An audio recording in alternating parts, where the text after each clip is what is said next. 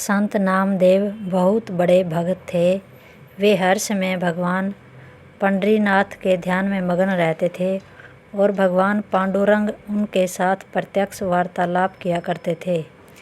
परम भक्त होने पर भी नामदेव के मन में यही अहंकार हर समय बना रहता था कि उन्हें किसी समर्थ गुरु की कृपा प्राप्त नहीं हुई थी।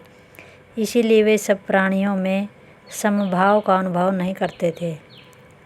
ज्ञानदेव जी ने एक समय उनके इस गर्व को नष्ट कर देने का विचार किया। घाट से चलकर संत मंडली तेर गांव में पहुंची। वहां गारोबा नामक एक कुम्हार रहता था। वह साधु संतों का परम भक्त था। ज्ञाननाथ जी की मंडली जब वहां पहुंची तो गोरोबा ने आकर उनकी सेवा करना आरंभ कर दिया।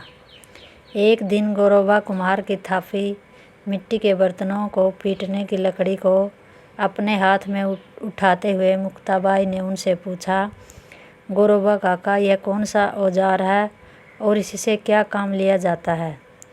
गोरोबा ने उत्तर दिया, बेटी, इस थापी से बर्तनों को पीट कर यह देखा जाता है कि कौन सा बर्तन कच्चा है और कौन सा पक्का है।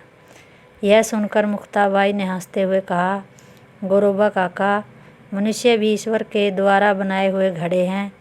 हम सब लोगों को इस थापी से पीट पीट कर आप देखिए कि हम में कौन पक्का है और कौन कच्चा है।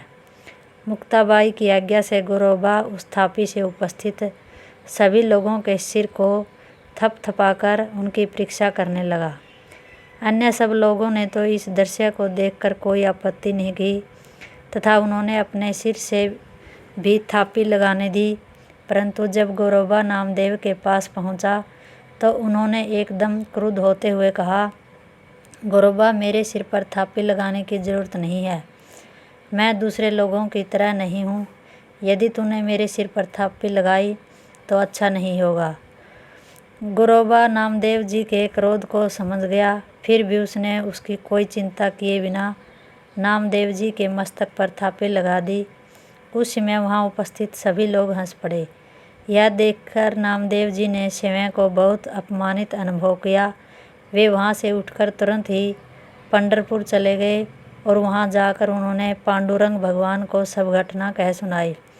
उसे सुनकर पांडुरंग जी ने उन्हें समझा बुझाकर शांत किया और यह कहा कि गुरु से दीक्षा न लेने के कारण ही अभी तुम्हारे हृदय में मान अपमान तथा अहंकार की भावनाएं उठा करती है। इसीलिए तुम अब गुरु दीक्षा लो। इसके बाद भगवान पांडुरंग ने नामदेव से कहा, तुम ज्ञाननाथ के शिष्य विशोबा वेचर को अपना गुरु बनाओ, तभी तुम्हारा यह अज्ञान दूर होगा। पांडुरंग भगवान का उपदेश पाकर नामदेव जी का गर्व नष्ट हो गया। फिर उन्होंने विशोबा वेचर के पास जाकर उसे अपना गुरु बनाया। गुरु दीक्षा लेने के बाद नामदेव जी को सच्चे ज्ञान की प्राप्ति हुई और उनके मन में सब प्राणियों के प्रति समभाव उत्पन्न हो गया। गुरु दीक्षा लेने के उपरांत नामदेव जी पुण्य ज्ञाननाथ जी की मंडली में आकर सम्मिलित हो गए। तेरगांव से चलकर संत मंडली अन्य तीर्थों की यात्रा करती हुई सतपुड़ा पर्वत पर जा पहुँची। वहाँ हरपाल नामक भील को ज्ञानदेव जी ने धर्मोपदेश करके अनुग्रहित किया। फिर धार में पहुंचकर कमलाकर भट्ट के पुत्र गोपाल की मृत्यु सांप के काटने से हो गई थी, उसे जीवित किया। वहां से उज्जैन में जाकर वीर मंगल नामक ज्योतिषी को कृतार्थ किया और उसे अपने हाथ से समाधि दी। उस समाधि का नाम शिवलिंग वर्तमान काल में मंगलेश्वर नाम से प्रसिद्ध है। वहाँ से प्रयागराज की यात्रा करते हुए सब लोग काशीपुरी पहुँचे। वहाँ मणिकर्णिका घाट पर मुदगलाचार्य एक बड़ा भारी यज्ञ कर रहे थे।